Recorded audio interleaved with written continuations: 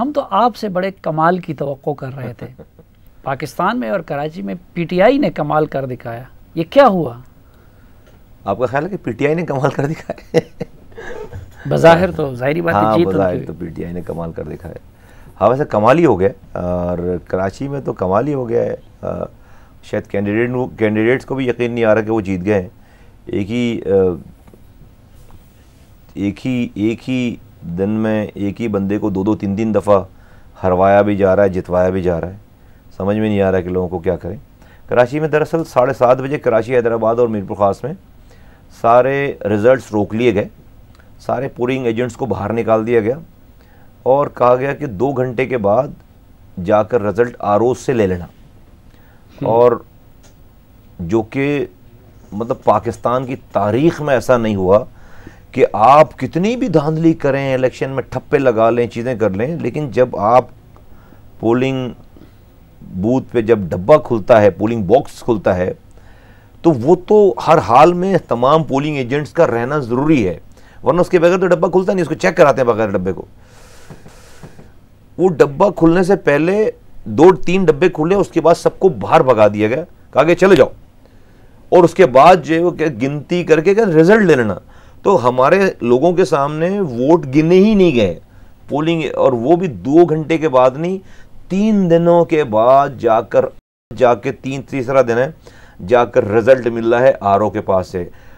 वहाँ से बलूचिस्तान से रिजल्ट्स आ गए सारे, हाँ, डेरा बुक्टी से रिजल्ट आ गए, फाटा से अफगानिस्तान के सरहद के पास से सारे रिजल्ट आ गए। कराची का रिजल्ट 3 दिन के बाद आया। रिजल्ट्स को जो है वो चेंज किया गया, कराची के मैंडेट को जो है वो ज़बरदस्ती छीना गया है।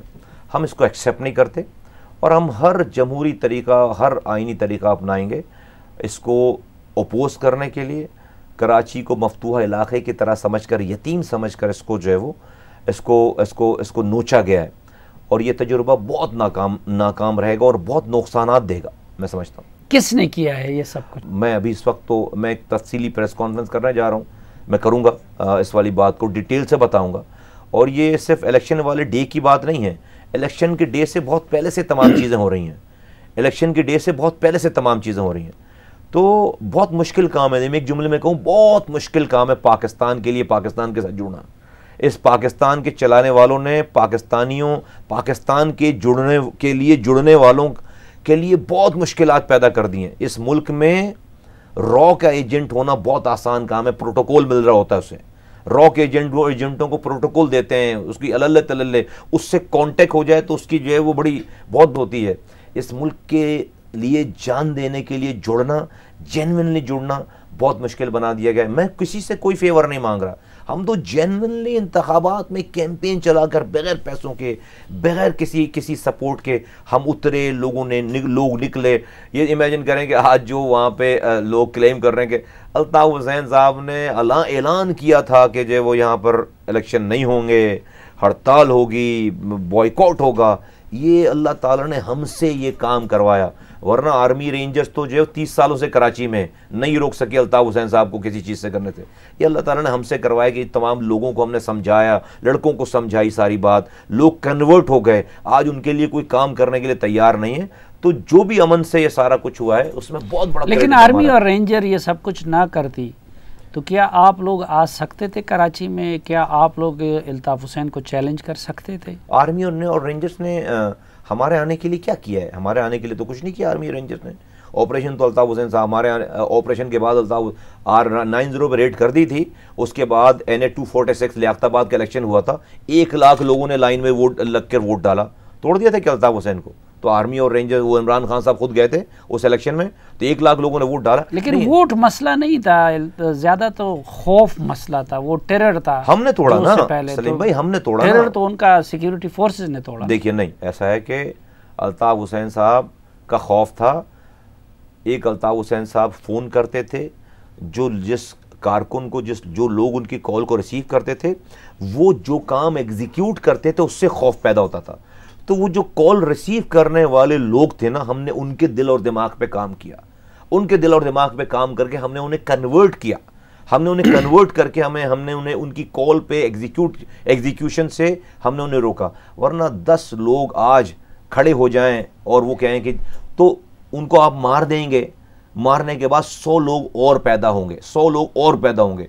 ये कोई नहीं समझता। तो मैं समझता हूं कि हाँ, लॉ इन्फोर्समेंट एजेंसीज ने ऑपरेशन किया, बहुत सारी चीज़ें की, उसमें कि हमारी कंट्रीब्यूशन नहीं। ये बड़े बड़े कैशेज आप जो है दिखा रहे होते हैं टीवी पे, ये बड़े बड़े कैशेज इन्हीं लोगों ने गिव अप किए हैं, इन्हीं लड़कों ने गिव अप किए हैं। कराची की तारीख का सबसे बड़ा जो वेपन का कैशे, जो असले का ज़ख़ीरा पकड़ा गया, वो पकड़ा नहीं गया है, वो दिया गया है। बलूचिस्तान में आप एक एंटी एयरक्राफ्ट गन लेते हैं, 4 गनें लेकर रखते हैं, आपको कोर कमांडर और वजीर आला खड़े होकर तस्वीर बनवा रहे होते हैं, फूलों का गुलदस्ता देते हैं। कराची के नौजवानों को अभी तक आपने माफ़ करने का इरादा किया नहीं है। ये वेपन भी जो है वो लोग दे रहे हैं, सीधे रास्ते की तरफ आ रहे हैं। हमने ये काम किया, ये काम कोई और नहीं कर सकता था। लेकिन वही लोग थे जब MQM में होते थे तो ज़ेर अताब होते थे, क्रिमिनल समझे जाते थे, टारगेट किलर समझे जाते थे। आपके पास आ जाते थे तो माफ भी हो जाते थे, साफ भी हो जाते थे। देखिए तो ये सब कुछ आपकी फैसिलिटेशन नहीं हुई सिक्योरिटी फोर्सेस की तरफ से? ऐसा ना सलीम भाई कि मैं तो जेल खोल कर, तो मुझे तो किसी ने कोई बंदे नहीं दिए, जेल खोल कर किसी को आज़ाद नहीं किया। ये सब लोग कहीं ना कहीं तो घूम रहे थे ना, इसी माशरे में थे, MQM में थे। तो MQM में क्या पकड़े गए थे वो? नहीं, ऐसा नहीं है। फारूक सत्तार साहब जब 20-22 तारीख की रात को पकड़े गए, उनके ऊपर भी 25 केसेस थे। वो रात में पकड़े जाते हैं एज अ मुलजिम के तौर पर, ठाकुर उनको लेकर जाते हैं, रेंजर्स हेडक्वार्टर लेकर जाते हैं, और रात भर कौन सी मशीन से उसको धोते हैं कि सुबह जो है वो एक पार्टी का कायद बनाकर छोड़ते हैं। हाँ, तो जब एक बंदे को आप, लीडर को आप जो कर रहे हो, तो आम आदमी जिसको बहका दिया गया होगा, जिससे कोई गलत काम करा भी दिया गया होगा, तो आप तो पूरे पाकिस्तान में लोगों को रिहैब कर रहे हैं ना। मैं किसी के माथे पे नहीं लिखा हुआ कि ये कोई अपनी FIR की कॉपी लेकर नहीं आ रहा। और ऐसे लोग 2, 3, 4, 5% होंगे, सारे लोग मेरी पार्टी में वो लोग नहीं है।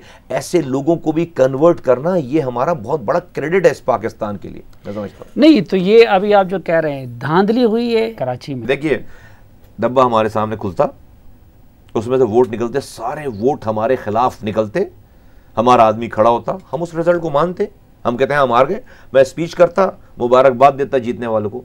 डब्बे, इसका क्या सबूत है कि डब्बे आपके सामने नहीं खोले गए? मीडिया के लोगों को पहले निकाला गया, हजारों के हिसाब से 18,000 पोलिंग एजेंट बैठे हुए थे कराची, हैदराबाद में, सबको बाहर निकाला। कोई एक जगह थोड़ी है, सबको बाहर निकाला गया। सब 3-3 बजे रात तक बैठे रहे। उन्होंने बोला भाई जाके RO के ऑफिस से लेना रिजल्ट, चलो निकलो यहाँ से। और किसने निकाला? प्रिजाइडिंग ऑफिसर्स ने? नहीं, प्रिजाइडिंग ऑफिसर्स के साथ जो और लोग थे, सबने मिलकर निकाला।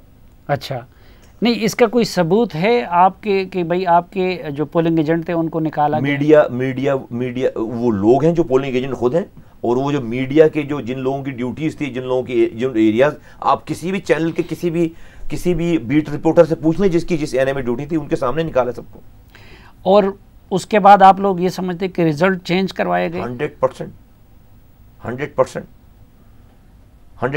लेकिन एक जस्टिफिकेशन हमने भी उस दिन जब ये सवाल उठाया तो हमें कुछ जिम्मेदारों की तरफ से ये कहा गया कि भाई ये लोग ड्रामा क्रिएट करने के लिए खुद ही इनके पोलिंग एजेंट थे, वो पोलिंग स्टेशन छोड़ के और फॉर्म को दस्तखत किए बगैर बाहर निकल आए। झूठों पर अल्लाह की लानत, अगर मैं बोल रहा हूँ मुझ पर, और अगर जो आपको बोल रहा है उस पर भी, झूठों पर अल्लाह की लानत। किसी जगह ऐसा नहीं हुआ कि आपके पोलिंग एजेंट ने पोलिंग एजेंट जो है वो रात 3 बजे तक तो बाहर बैठा रहा है, निकाले जाने के बावजूद गेट के बाहर, वो आया नहीं ऑफिस। हमने कहा वहीं बैठे रहे लड़के बेचारे, ख्वातीन बैठी रही हैं, वहीं बैठे रहे। गलत बोल रहे हैं, झूठ बोल रहे हैं।